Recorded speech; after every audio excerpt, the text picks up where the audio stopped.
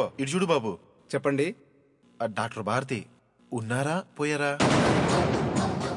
నువ్వేం కంగారు పడమాక బాబు. పోయారా అంటే మా వాడి ఉద్దేశం డాక్టర్ గారు ఇంటికి వెళ్ళిపోయారా లేకపోతే ఇంకా హాస్పిటల్లోనే ఉన్నారా అని. భోజనానికి వెళ్ళారు. అయితే మనం కరెక్ట్ టైంకి వచ్చాం అనమాట. ఇదిగో ఈ 100 రూపాయలు ఉంచు. ఇదిగో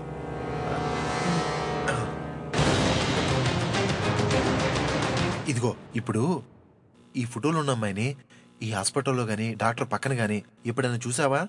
డాక్టర్ పక్కన చూడలేదు, కానీ హాస్పిటల్లో చూసావా? చూశాను. ఇదిగో ఎప్పుడు ఎప్పుడు చూసావు? కంగారు ఎందుకండి, మీరు చూడొచ్చు. రూమ్ నెంబర్ 203లో ఉంది, వెళ్ళండి.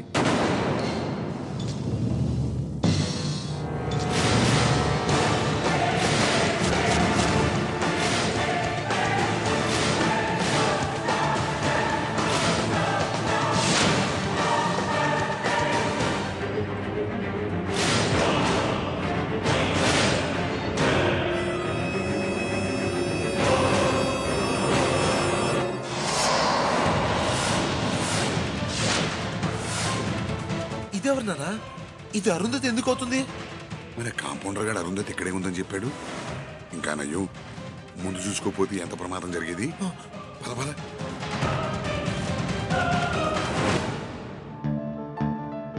నీ పేరు? అరుంధతి. మీ తల్లిగారి పేరేమిటి? ఉమాదేవి గారు. రైట్. మరి మీ తండ్రి గారి పేరు? జమీందార్ సూర్యచంద్ర గారు. Okay okay. ఇప్పుడు మనం మరో 2 సంవత్సరాల వెనక్కి వెళదాం. అప్పుడు ఏం జరిగింది? మా తండ్రి గారి మరణం. మీ బాల్యంలో జరిగిన సంఘటనలు ఏమైనా చెప్పగలవా? మా పసితనంలోనే మా తండ్రి గారు మాకు అన్ని విద్యలు నేర్పించాలని పట్టుబట్టేవారు. ఆ విద్యలో భాగంగానే మేము కత్తి సాములో కూడా ప్రావీణ్యం సంపాదించాం. అప్పుడు వారి తల్లిగారు వారికి బహూకరించిన ఒక చంద్రహారాన్ని మా తండ్రి గారు మాకు బహూకరించారు. Open your ice.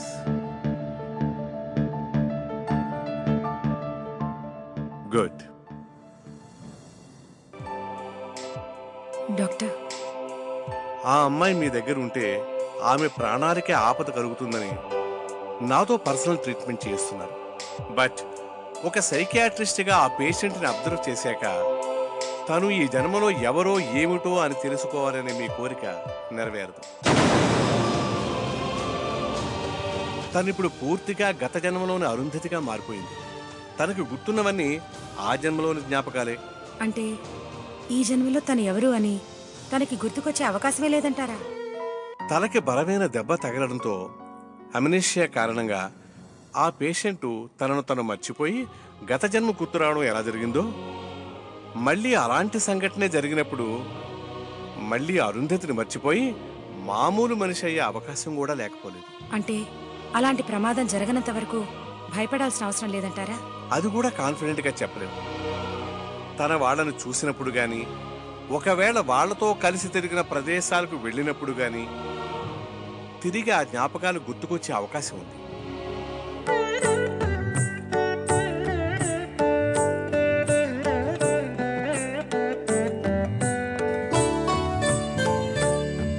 నువ్వెంత సిగ్గుపడుతున్నావు? ఇందాకనే రిజిస్టర్ అయింది, కానీ అమ్మాయిని ఏమన్నా అడగాలనుకుంటే ఇప్పుడే అడిగి.